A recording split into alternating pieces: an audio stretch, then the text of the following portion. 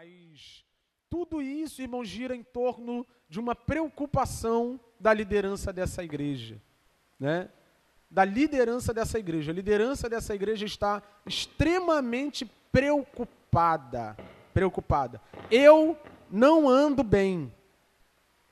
Quero que você preste atenção nisso aqui. Eu não ando bem. Qual o seu problema, Wesley? Falta de dinheiro? Também, mas esse não... Pensou que ia falar que não, né? Tô duro, tá todo mundo duro. Mas não é isso que tira minha paz, meu sono. Os boletos estão em dia. Não tem muito, mas Deus não tem deixado faltar nada. Né? Não é isso. Wesley, o que tem deixado você mal? É falta de conquistar alguma coisa? Tem alguma coisa que você não conquistou? Irmão, eu não sei nem se é pecado da minha parte, mas eu tenho andado tanto sem ambição pessoal, né? Casa, carro, comida, filho, esposa com saúde, trabalho, igreja abençoadíssima. Sabe, minha mente não está ocupada com o próximo grande passo da minha carreira profissional, da minha vida pessoal. Essas coisas não estão mexendo comigo. Eu tenho andado extremamente preocupado com a condição espiritual da minha vida e dessa igreja, da minha família, da minha casa. Preocupado com a minha casa, minha família. Ando preocupado com essa igreja. Ando preocupado com os meus amigos. E a conversa, né? Eu acho que eu falei isso na semana passada, a Alex nem estava aqui. A última conversa que eu tive com o Alex assim, né? A gente foi treinar, mais falou do que treinou, né? E minha lombar ainda ficou ruim. Sabe? Você não sente o ar pesado, irmão? Você olha assim ao seu redor, você para fazer uma análise, deveria fazer uma análise, né? De como a vida está se desenrolando, se desdobrando, como as coisas vão acontecendo ao nosso redor e Deus vai ficando cada vez mais excluído da nossa vida. Como nossa vida não tem sido movida, encorajada, impulsionada pela vontade de Deus de cumprir seu propósito em nós e através de nós. Eu não sei da sua história com Cristo, mas dificilmente você não teve esse primeiro amor cantado da música, dificilmente. Irmão, se tu não passou por uma experiência profunda de comoção espiritual, quando se converteu, ou ao passo do progresso da sua vida espiritual, pode ter certeza, de repente nem crente você é. Um crente de verdade, irmão, os maridos, né, e as esposas que têm filho, né, os maridos principalmente, porque as esposas, né, sentem mais do que a gente, mas quase que eu desmaiei, mas não falei nada. Fiquei na minha, né, e fiquei filmando assim, ai Senhor. O nascimento de uma criança não é extremamente comovente, não impacta todos aqueles que de alguma forma estão em contato com aquilo, estão envolvidos com aquilo, são afetados com aquilo. O novo nascimento de uma pessoa é tanto quanto. Porque uma criança nasce, obviamente, debaixo da vontade de Deus, o Deus soberano, mas por meios naturais. O novo nascimento é uma obra do Espírito de Deus. É a ação do Espírito de Deus no coração de um homem que tira o homem daquilo que vimos hoje na nossa aula de novos membros da cova fria do pecado. Sabe? É quando toda a vida é ressignificada a partir da luz do Espírito de Deus que brota na sua mente, nos olhos do seu entendimento e você começa a ver. Então, é impossível que um verdadeiro cristão não tenha tido um impacto profundo quando bateu de frente com a carreta da graça, vindo na contramão da sua vida e te atropelando de uma forma a destruir todos os seus sonhos, seus planos, seus projetos, seus anseios, seus quereres, e você não vê mais sentido senão no serviço profundo ao Senhor, na devoção profunda ao Senhor, na entrega. Tem crente que quando se converte quer ir embora logo. Jesus, me leva logo, de tão ansioso por ver os olhos do seu Salvador. Como o Alex orou aqui, de maneira muito precisa, a gente ainda vive nesse mundo caído, ainda estamos sujeitos às fragilidades, às limitações desse corpo, o tempo vai passando e, a não ser que haja uma manutenção da vida espiritual, a tendência é que nós caiamos num estado de fraqueza, de limitação espiritual. Um símbolo disso era como os sacrifícios eram queimados no Antigo Testamento. O fogo, quem acendeu uma primeira vez, foi o próprio Deus. Mas deu aos sacerdotes o dever de alimentá-lo constantemente, pois o fogo deveria arder continuamente no altar e não deveria se apagar. O sacerdote chegava pela manhã, tirava as cinzas do altar e depois colocava mais lenha fresca, nova, para que o fogo continuasse pegando continuamente. Isso é um símbolo da vida cristã, do jeito que a vida cristã deve ser desenvolvida. E quando não há essa manutenção do fogo, quando você de manhã não tira a cinza confessando seus pecados, de manhã é o que estou falando, tá? Você não precisa fazer isso de manhã. Eu mesmo nem gosto de orar assim que acordo, porque eu não acordo muito, nem sei o que eu estou fazendo quando acordo nos primeiros momentos. Então, dou um tempo para mim, depois eu lúcido, vou fazer minhas coisas, né? O que eu estou querendo dizer, irmão, é que quando você não tira a cinza e bota a lenha, tira a cinza, bota a lenha, tira a cinza, bota a lenha, confessa pecado, pede perdão, pede misericórdia, pede para ser cheio, para ser renovado, se aproxima das coisas de Deus, se envolve com aquilo que é espiritual, vai sendo afetado ao passo que você contempla Deus naquilo que Ele se revela na palavra, na oração, na igreja, nos meios de graça. Não tem jeito! Não tem jeito, você vai ficar apático, anêmico, espiritualmente falando. Nós vamos. Então, qual é a preocupação que nós temos hoje? A gente fica, meu Deus, onde é que a gente vai parar desse jeito? E eu falei isso na semana passada, irmão, olha que progresso estrutural, material, maravilhoso. Olhar voluntário, está tudo de crachá, né? Eu quero meu crachá. Quero um crachá. Crachá dá um senso, né, Cindy? Adianta nada ter crachado voluntário se sua vida não é voluntariosa diante do Senhor, se você não entrega a sua vida constantemente a Deus. Sabe, não existe um universo onde um crente genuíno, encontrado pela graça de Deus, salvo por Cristo Jesus, não se sinta ao menos incomodado por não estar do jeito que deveria. Aqui eu não estou dizendo que todos nós deveríamos ter o mesmo nível de espiritualidade, isso nem vai acontecer. Até que Cristo volte, isso nem vai acontecer. O que eu estou querendo dizer é que ainda que fraco, ainda que num estado de apatia espiritual, e você sabe quando você tem fome de comida, sabe ou não? Sabe ou não? Como é que você não sabe quando está mal espiritualmente? É isso que eu quero te dizer. Um crente genuíno, nascido de novo, um novo ser humano a partir da obra do Espírito de Deus, não consegue não ter contato com aquilo que alimenta a sua alma, com aquilo que enche o seu ser, com aquilo que dá sentido à sua vida, com aquilo que o converteu da desgraça, da miséria, para a bênção e para a graça de Deus. Então a gente precisa fazer essa reflexão, parar de tempo em tempo e pensar isso, pensar esse tipo de coisa. Se na sua agenda de reflexão não existe um momento para você pensar como está a minha relação com Deus, muito provavelmente você não tem uma relação com Deus. Só está na nossa agenda, só tem lugar na nossa agenda aquilo que é uma realidade em nossas vidas. Quem aqui, né, tem na agenda uma reunião programada de uma empresa da qual não faz parte? Se eu abrir aqui, eu mostro para você aqui a agenda, né? Todo dia de manhã na empresa, só até 11 horas eu tenho 4 reuniões.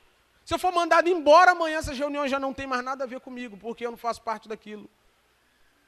Então a nossa agenda, as nossas programações, elas são preenchidas daquilo que permeia a nossa vida. Faz parte da nossa vida. E se na sua agenda não existe espaço para que você reflita sobre a sua relação com o Senhor, provavelmente você não tem uma relação com o Senhor. Então, é por amor mesmo, porque ninguém nem está muito... Por exemplo, hoje a igreja está cheiona. E eu não estou feliz porque a igreja está cheiona. O nosso forro e as paredes são novas, a obra vai andar um pouquinho mais daqui a pouco, mas eu estou me lixando para isso, para mim não quer dizer nada. A pergunta que fica é a quem você está encomendando a sua alma, ou a quem a sua alma está encomendada, cara. E é sobre isso que eu gostaria de falar um pouquinho. Não era nem isso, mas agora é isso. Tinha maior tempão que eu não fazia essas coisas, sentei ali e falei, Senhor, tomara que seja seu espírito, se for na carne, me usa a si mesmo. Vou ler um texto aqui. Já conheço o texto, é a palavra de Deus, e que o Espírito de Deus fale aos nossos corações. Amém? Lucas 12, parábola do rico tolo, fala só disso. Só disso. E brincadeiras à parte, por que eu posso fazer isso aqui? Porque isso aqui é minha vida, a palavra é minha vida. Isso aqui eu tenho uma relação com isso aqui, menos do que deveria, obviamente, tinha que ter mais. Tem uma história sobre Spurgeon que ele mesmo disse, ele falou que não tinha problema de pregar em lugar nenhum, porque ele estava saturado da Bíblia. Onde ele parava, saía a Bíblia, a Bíblia saindo dele.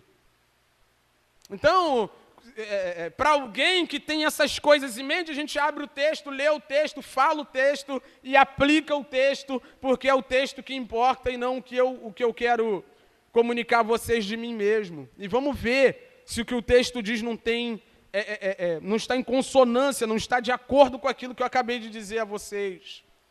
Lucas 12, versículo 13 diz assim, nesse ponto, um homem que estava no meio da multidão disse a Jesus, mestre, diga a meu irmão que reparta comigo a herança. Mas Jesus lhe respondeu, homem, quem me nomeou juiz ou repartidor entre vocês?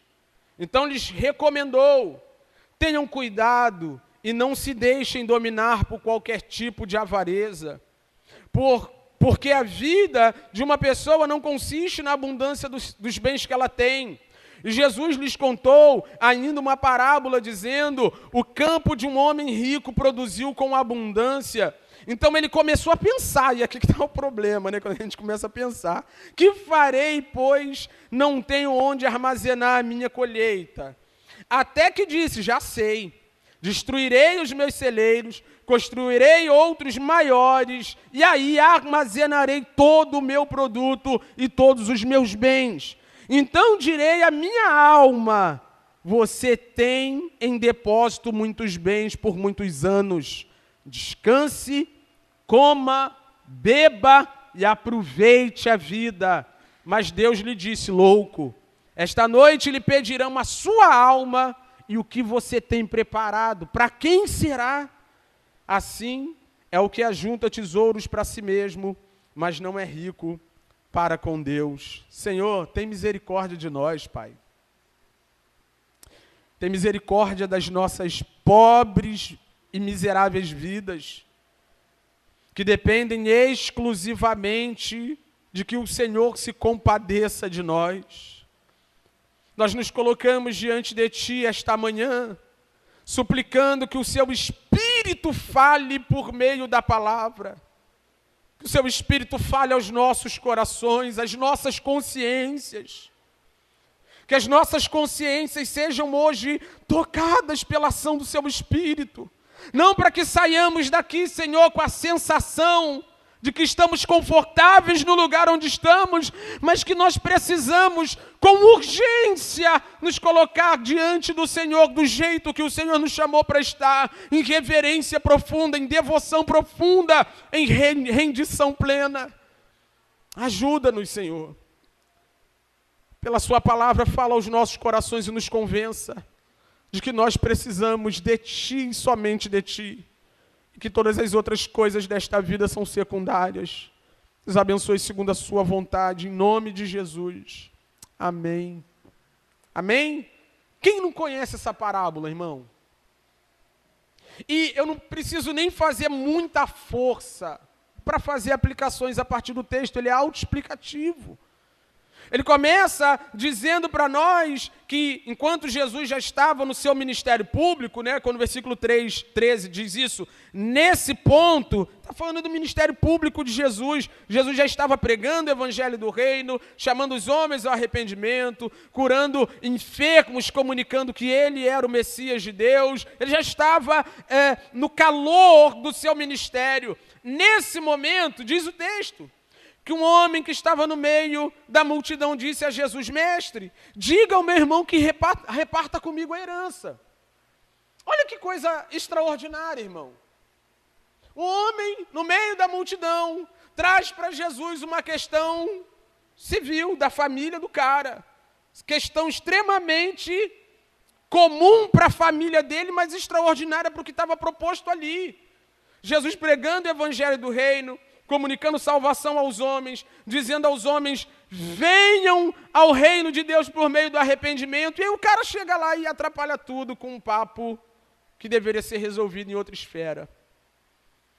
Em Deuteronômio, não lembro a referência, fala sobre as leis para a repartição da herança.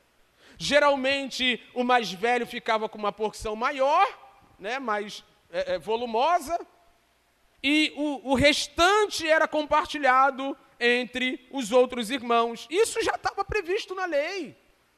É o tipo de coisa que poderia ser resolvida comumente, num contexto extremamente comum. Mas ele traz isso para Jesus, como se Jesus fosse o responsável por beneficiar este homem que queria a herança do seu irmão. É verdade que os rabinos daquela época também tinham a prerrogativa de julgar, mas eles julgavam segundo a lei.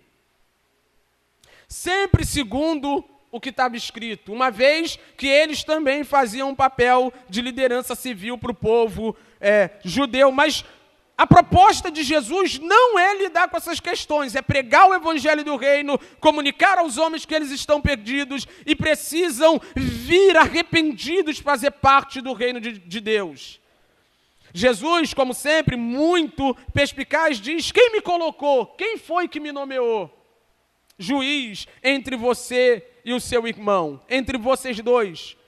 E aí, percebendo as intenções desse homem, versículo 15, Jesus recomenda algo que a gente precisa parar para analisar e atentar um pouco aqui. Tenham cuidado e não se deixem dominar por qualquer tipo de avareza, porque a vida de uma pessoa não consiste na abundância dos bens que ela tem. Olha que coisa maravilhosa, né? Jesus está chamando os homens à salvação, chamando os homens ao arrependimento para que eles entrem no reino de Deus. Essa era a mensagem dele: arrependam-se, porque é chegado o reino de Deus, ou o reino dos céus. Jesus está falando sobre aquilo em que consiste a vida do homem de fato. E no que consiste a vida do homem, se não no contato com o seu Criador a partir da salvação que Cristo Jesus promove. Então, no meio dos ensinamentos e das pregações sobre a vida eterna, alguém quer saber da herança terrena. Alguém traz diante de Jesus uma questão que não tem nenhuma implicação eterna, e é por isso que Jesus diz: cuidado, não se deixem dominar por qualquer tipo de avareza. A vida do homem não é sobre o que ele tem.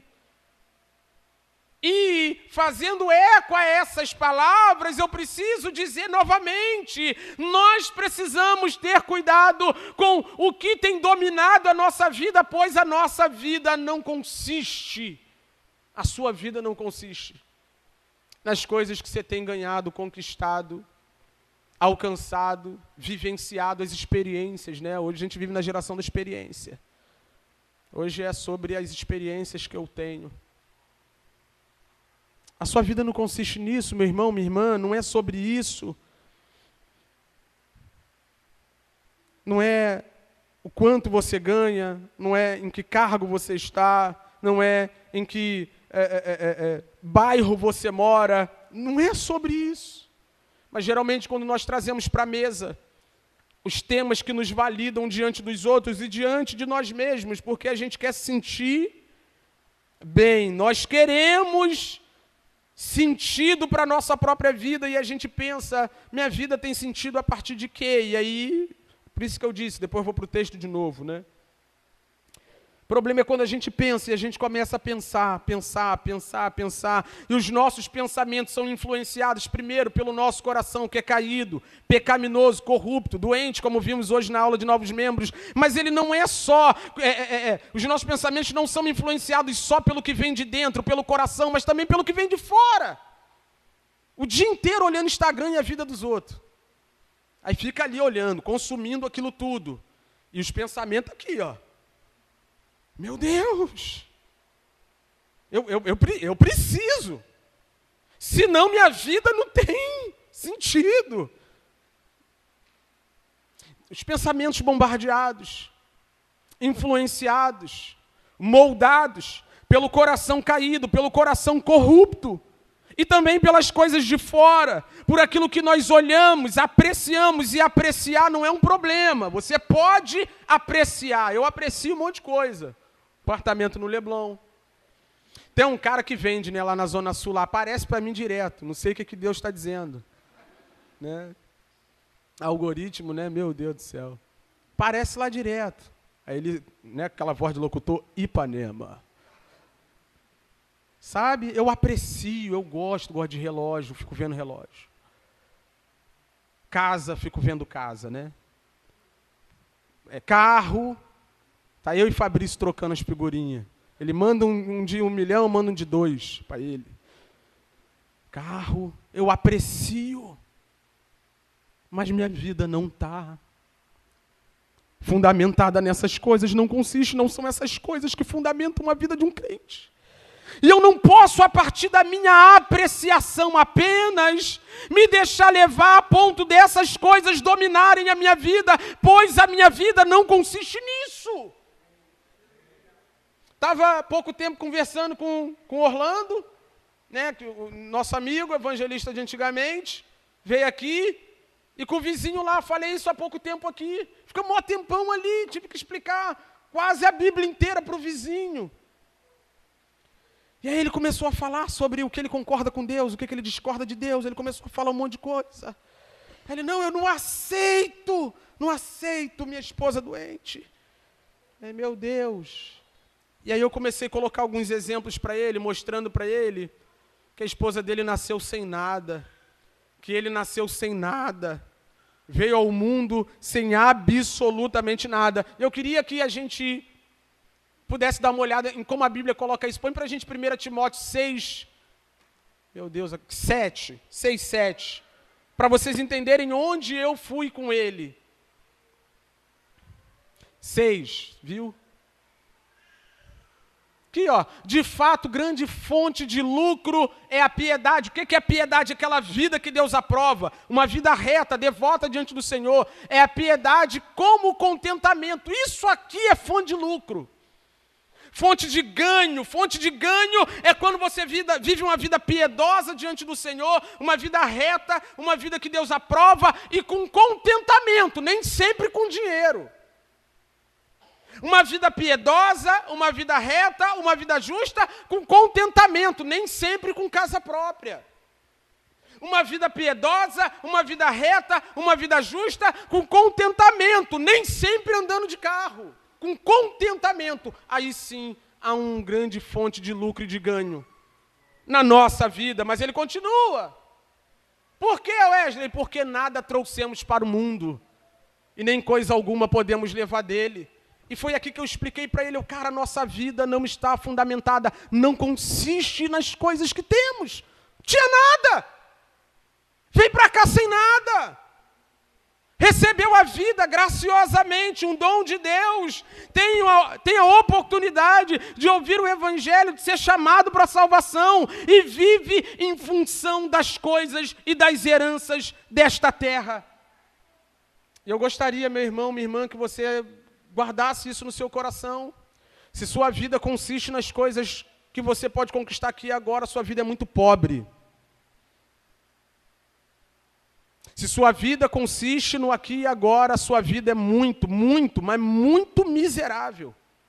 E por quê? Porque tudo que você tem aqui e agora ficará. Você vai partir em algum momento. Você vai ter que prestar contas com o seu Criador, é o final do texto. Mas para que a gente entenda o que ele está querendo dizer, a vida de um homem não consiste naqueles bens que ele tem, nos bens que ele possui. O que ele quer dizer é o seguinte, cara, você vai partir e você vai ver que vai ficar tudo aí. Quando você lê Eclesiastes, tu fica, né? Se tu lê errado, tu fica até meio incrédulo. E por quê? Porque Salomão faz uma análise da vida debaixo do sol. Ou seja, a partir da perspectiva comum. E da perspectiva comum, ele diz, tudo é vaidade. A riqueza, por exemplo, você trabalha, junta, morre e o herdeiro gasta o que nem conquistou. É ou não? Se tomar não ficar pesudo, vai ficar só com o tênis maneiro. Olha lá. Por isso que eu uso mesmo, né? A Ilana fala, pô, já vai usar chá. Não sei, né? Vai que Deus me leva aí, já usei. Mas irmão. Um dia eu vi duas irmãs trocando soco mesmo, duas irmãs, né? Trocando soco. Motivo da briga, usou minha roupa. Você já viu o irmão que não gosta que o outro irmão use a roupa dele? Na minha juventude, né, eu trabalhava desde cedo, comecei a trabalhar com 12 anos, então eu ficava duro, mas eu comprava uma blusa. E meu irmão ia lá e, né, aquela coisa toda, o pau quebrava. Mas você sabia, irmão, que se você morrer, vão dar a roupa que você faz tanta questão de não emprestar para ninguém? Você sabia que esse tênis que você não deixa ninguém colocar o pé, daqui a pouco vai virar chuteira num campo de futebol? Se sua vida consiste, ou seja, é fundamentada, encontra sentido nessas coisas, sua vida é muito pobre. E a primeira palavra de Jesus para os homens, cara, tomem cuidado com a avareza.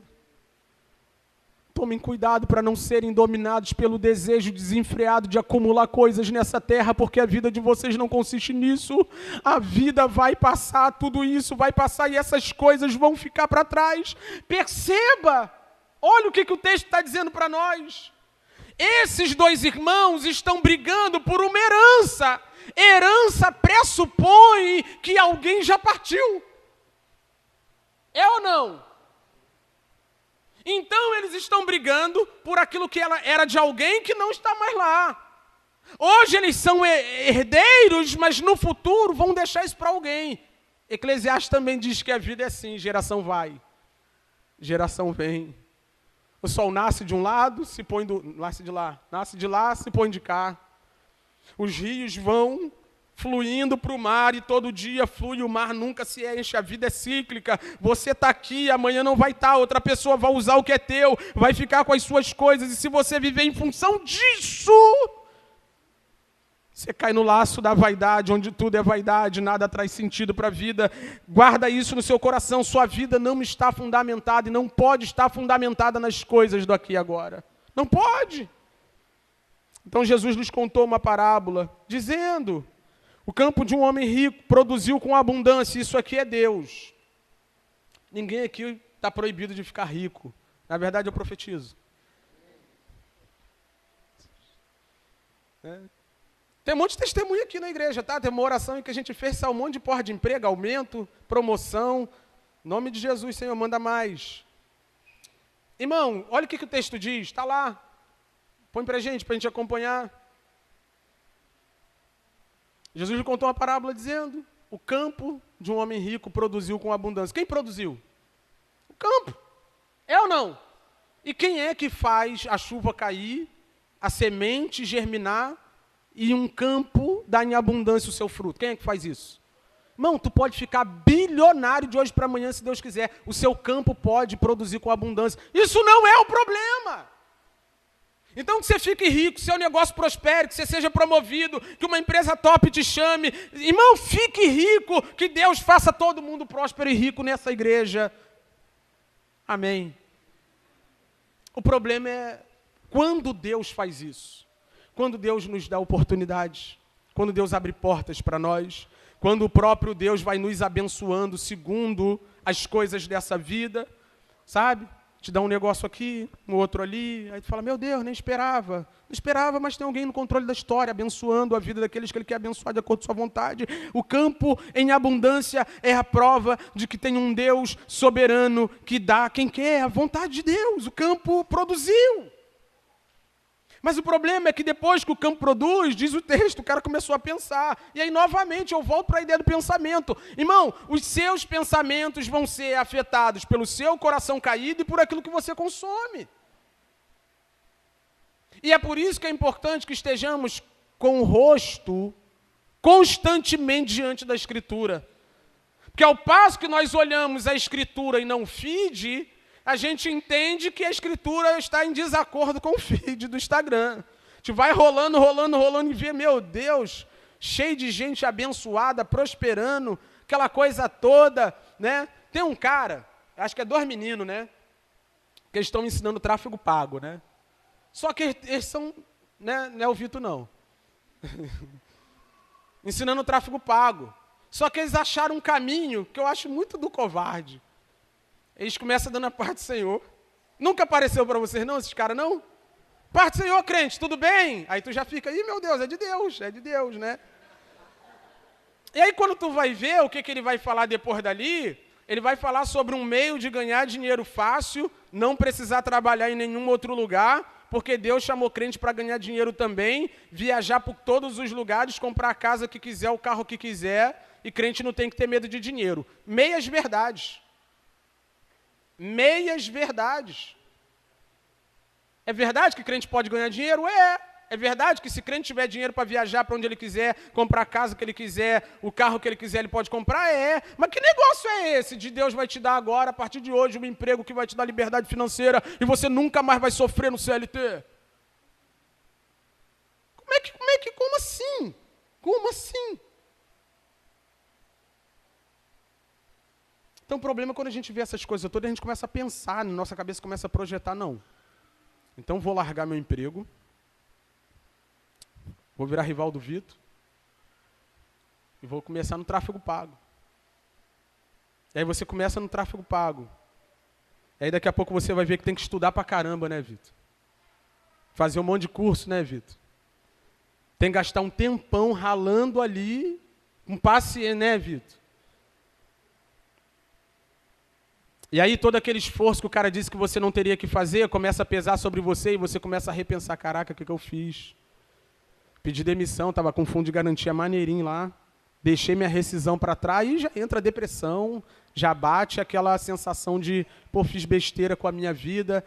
Então quando esse cara começa a pensar, é a partir daqui, de como ele está pensando, a partir daquilo que ele está maquinando na sua mente, que ele vai fazer besteira ou não. E esse da parábola vai.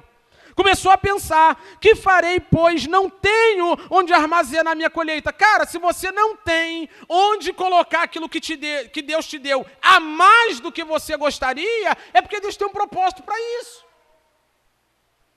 Era só ele pensar, cara, se Deus me deu mais do que eu plantei, se o campo prosperou mais do que eu achei que prosperaria, qual é a ideia disso aqui, Senhor?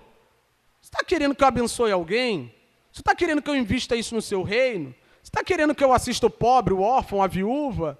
Aquele povo que não tem, que eu chame as pessoas ao redor da minha fazenda para fazer a colheita daquilo que eu não posso guardar? O que o senhor está querendo com isso? Mas não, já sei, tive uma ideia. Está aqui no texto. Até que disse, já sei. Destruirei os meus celeiros, construirei outros maiores. Aí armazenarei todo o meu produto e todos os meus bens. Qual é a ideia desse cara aqui? Já trabalhei pra caramba, já tenho mais do que o suficiente, mas como eu tenho mais do que o suficiente, eu vou trabalhar mais para continuar tendo mais, a fim de eu não dar nada para ninguém daquilo que está sobrando. É o raciocínio dele. Já tem celeiro, já trabalhou pra caramba fazendo a semeadura de tudo aquilo que ele plantou. e agora que deu mais do que ele esperava, ao invés dele colher o que pode e fazer o que Deus lhe mandar fazer com aquilo que sobrar, ele vai de novo para o campo para destruir celeiro, para construir celeiro e não dá nada para ninguém. E não dá nada para ninguém. E aí ele faz uma declaração à sua própria alma. E me permita já antecipar uma coisa importante aqui. Você criou a sua alma? Não. Você não criou a sua alma. Logo, você não tem direito nenhum de definir e declarar à sua alma aquilo que é descanso para ela. Você pode dizer amém sem abrir a boca, diz para si próprio. Mas carrega isso para a sua vida, você não tem a prerrogativa de dizer o que é descanso para a sua alma. E ele vai dizer o que é descanso aqui na perspectiva dele. Então direi à minha alma, você tem em depósito muitos bens para muitos anos. Descanse, coma, beba, aproveite da vida. Aposentadoria. É ou não? Comprar uma casa de praia, ou em Cabo Frio ou em Angra, ficar na boa, só carne de primeira, só carne do Vito. Vou entregar o segredo não. Só carne da boa, só bebida da boa e aproveite a vida. A pergunta é, que vida? Que vida? Quem é o homem para dizer a si próprio, vou viver? Quem é o homem para dizer a si próprio, juntei e vou desfrutar do que juntei? Quem é o homem para dizer a si próprio, todas as coisas que eu granjeei, que eu juntei, que eu acumulei ao longo da terra, eu vou aproveitar, ao longo da vida, vou aproveitar, não vou deixar nada para ninguém? Quem pode dizer isso? Então, na perspectiva desse homem, o descanso para a alma é chegar na aposentadoria com tudo aquilo que ele juntou, com tudo aquilo que ele acumulou e aproveitar cada coisinha. Mas a pergunta é, quem é o homem para dizer a si próprio, vai viver a vida a partir de tudo aquilo que você conquistou? Vocês, a igreja aqui é testemunha, irmão. Dia 6 do mês passado, domingo à noite, meu irmão tem alguns sintomas de AVC. Dia 7 à noite, morre, 33 anos de trombose no cérebro.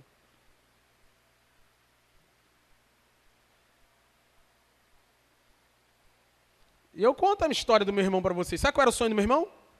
Ter um carro, tirar a habilitação e não trabalhar para ninguém. E tá vendo? Nem um monte de celeiro igual esse aqui. Era pouco.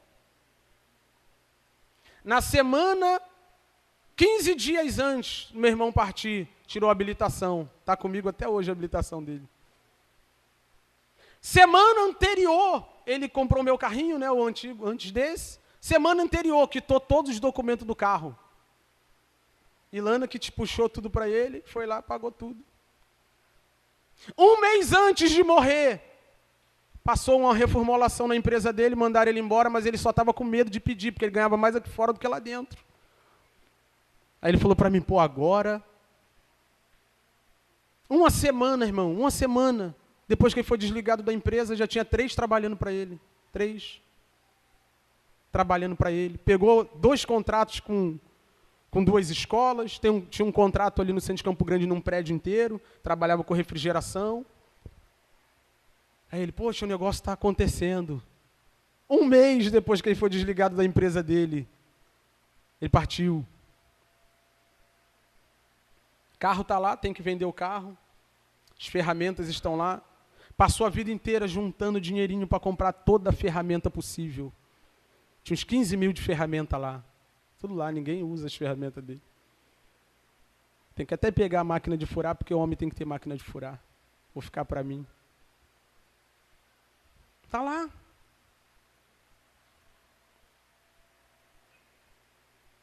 Realizou todos os sonhos, pequenos sonhos, simples sonhos, coisas que para algumas pessoas não é absolutamente nada, mas para a gente que veio de onde veio, um carro quitado, com habilitação na mão e trabalhando para si mesmo, era o sonho dele, irmão. E um menino de 33 anos partiu e deixou tudo. é a sua diferença para o meu irmão?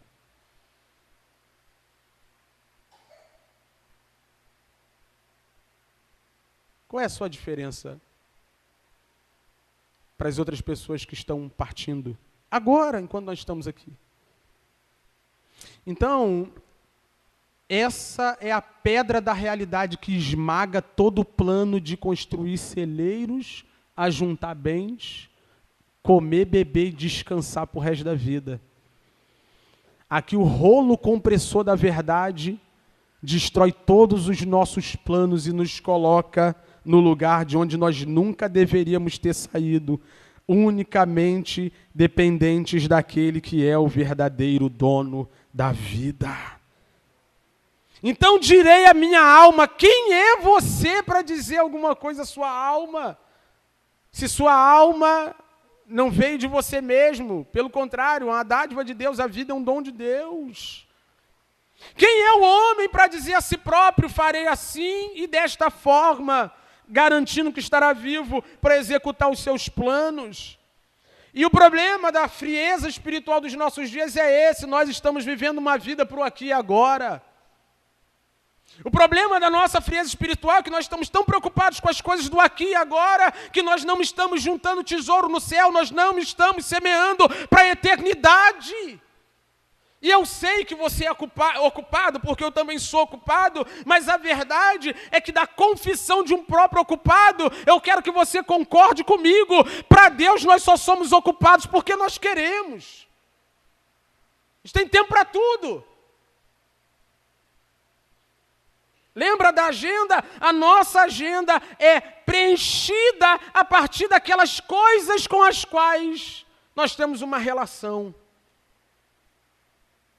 Entende? Ninguém faz agenda com a Vanucci para ir lá fazer uma manutenção na unha, se não tiver a intenção de ir lá e ficar com a unha bonita. Já fiz uns 2 merchan aqui hoje, né? Eu quero, hein, Vitor? Da carne não, né? Na carne não tem nada a ver. Nada a ver esse negócio aí que vocês estão pensando. Vou lá agendar um negócio com a Vanucci. Por quê? Porque eu vou lá fazer a unha. Tem problema fazer a unha, sim ou não? Nenhum, irmão. Faça a unha. Na Vanucci. A pergunta é, o mesmo zelo que você tem para colocar na sua agenda todas aquelas coisas que fazem parte da sua vida, você tem para o seu momento com Deus, sua vida com Deus, sua relação com Deus, por meio daquelas formas que manifestam o Deus a que nós servimos, os meios de graça. Você tem tempo para ler Bíblia, você tem tempo para orar, você tem tempo para a igreja, você tem tempo para as reuniões comunitárias de edificação.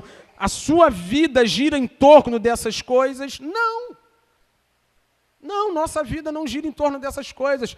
Wesley, como é que você garante isso? Olha o nosso estado. Olha o nosso estado espiritual. Nós estamos semi-mortos, irmãos. A gente precisa de um avivamento para ontem. Para ontem. O que é avivamento? Alguém definiu. Avivamento é quando a vida entra num corpo que estava quase falecendo. Nós precisamos. Eu preciso. Minha oração nos últimos dias é: o Senhor, me levanta daqui. Me levanta, me levanta. Não quero deixar meu filho sem Danone, não quero deixar minha esposa sem sair de vez em quando, mas se para isso eu precisar ficar comendo arroz e feijão e vestindo roupas mais simples do que eu visto, amém. Vendo o meu carro, não consigo manter o vendo o meu carro. Mas que adianta ganhar o mundo e ir perdendo a alma, ir perdendo a vida? Na verdade, o pior não é nem para um cristão, porque nós acreditamos que um verdadeiro cristão está na mão do Senhor e na mão do Senhor ficará. O pior é para aquele que está perto da graça, partilhou, compartilhou, recebeu, experimentou um monte de coisa aqui do nosso meio, aí meio que, né, cara, acho que tô, hein, acho que faço parte disso aqui, mas o tempo vai passando, vai se adaptando, vai ficando, e ao invés de virar um membro do corpo, vira uma prótese, fica por aí. Só que quando o corpo for embora, só vai quem é membro, irmão. Ele termina dizendo, 20. Mas Deus lhe disse, louco, esta noite pedirão a sua alma. O que ele quer dizer com isso aqui? Suponhamos que o cara está lá construindo o seu celeiro, tá ou não está? Está lá construindo, amém? Amém ou não? Vamos supor que no meio da obra a parede cai em cima dele, morreu. Você nunca pensou que você pode morrer no caminho para a prova do concurso público? Você é do Rio, cara. Várias balachadas e... Caminho, tá indo pela Brasil, né? Brasil, meu Deus. Senhor da glória. Um dia, estava trabalhando lá na Rene ainda, né? E Lana me liga, Wesley, chorando, lembra? Wesley, me tira daqui. Eu falei, o que houve? Ela, eu tô deitada no chão do 397. E tem uma moça em cima de mim.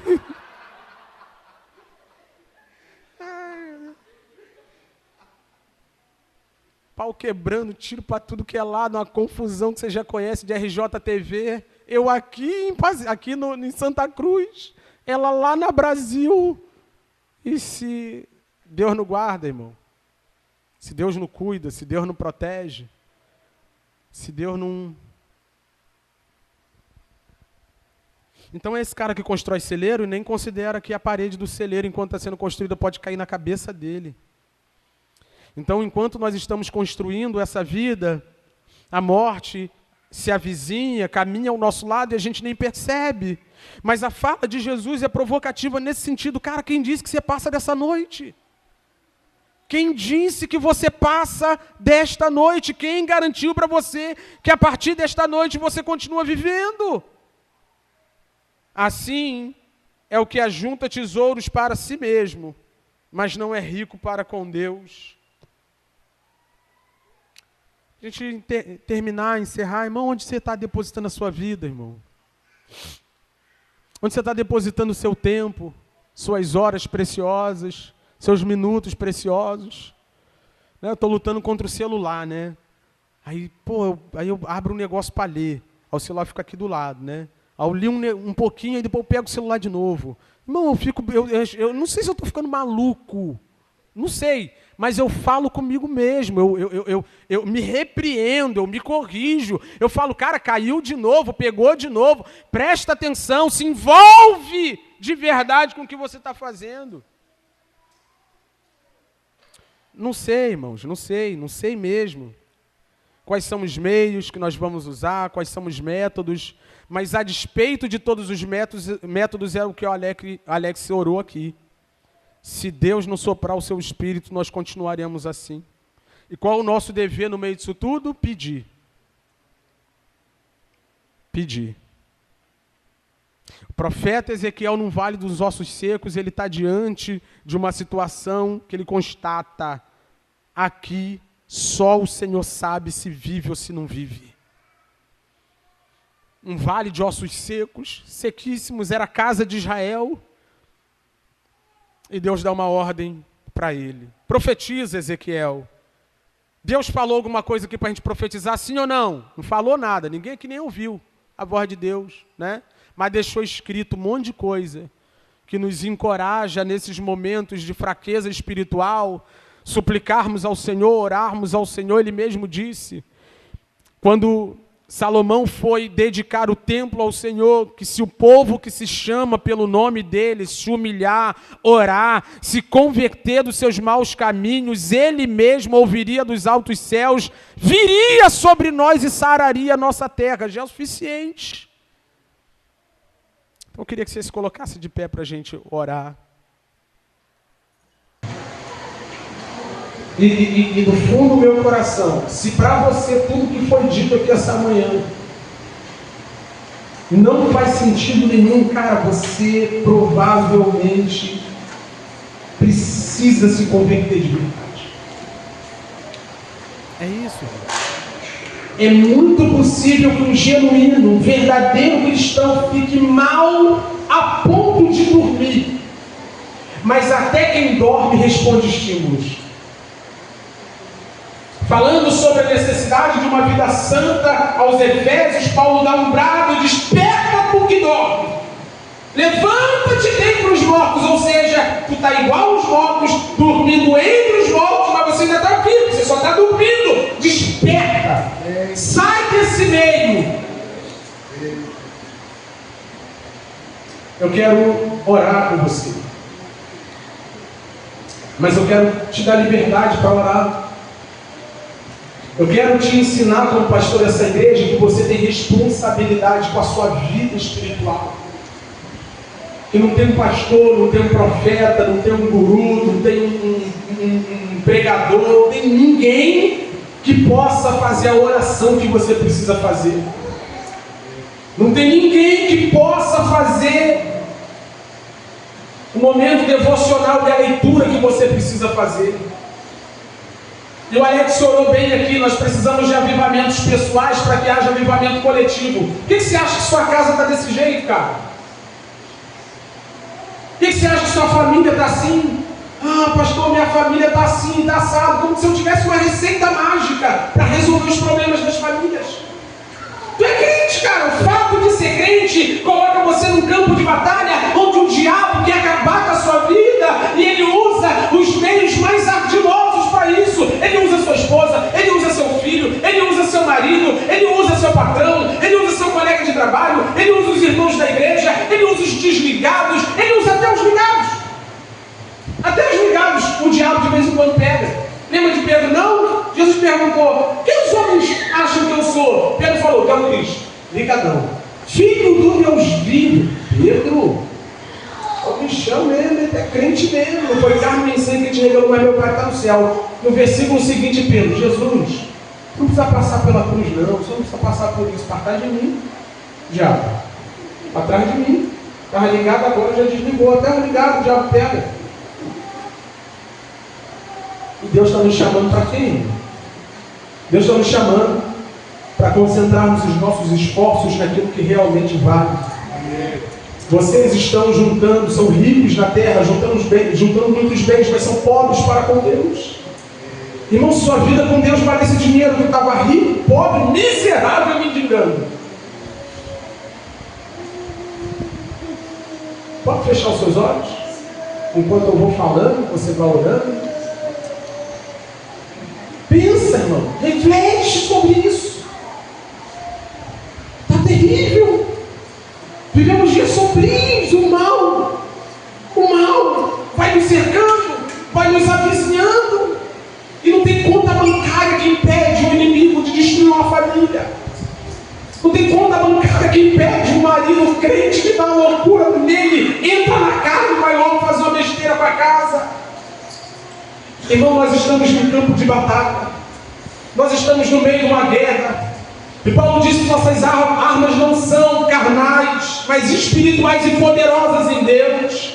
Mais do que num campo de batalha, eu estou falando de um relacionamento íntimo com aquele que te amou. Você ama Jesus, irmão? Você deseja nutrir um relacionamento íntimo com o amado da sua alma, com aquele que salvou a sua vida, com aquele que te resgatou do pecado, te livrou, te libertou. Ninguém te dá nem moral no mundo. E Jesus te abraçou. Aleluia, Jesus te alcançou, te deu dignidade.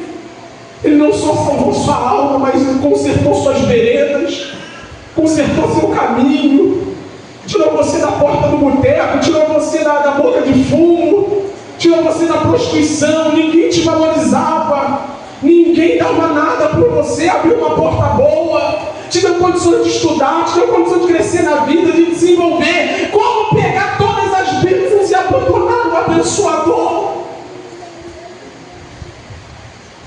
Como nós podemos pegar tudo aquilo que Ele nos deu, colocarmos num altar no lugar dele? Olha o Senhor, suplica ao Senhor ter misericórdia de nós, Senhor. Nós temos te deixado, nós temos te abandonado. E você pode estar ali agora: pô, mas ninguém está falando isso para o outro. Irmão, estou falando de mim. De mim não tem ninguém que seja crente o suficiente, que não tem que ser mais crente do que é. Não tem ninguém que é espiritual o suficiente, que não tem que ser mais espiritual do que é.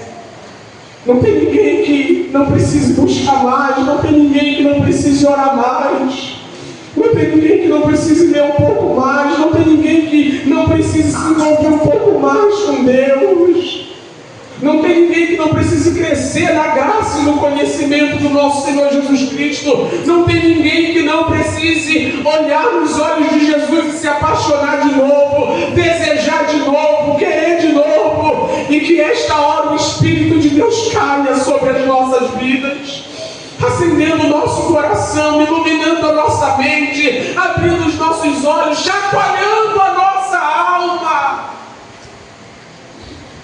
Olha, Deus, peça ao Senhor, Deus, me ampare neste momento, me socorra, vem sobre mim. Cadê o pessoal da música? Vamos cantar mais um pouquinho para encerrar bem. Olha ao Senhor enquanto eles se preparam aqui.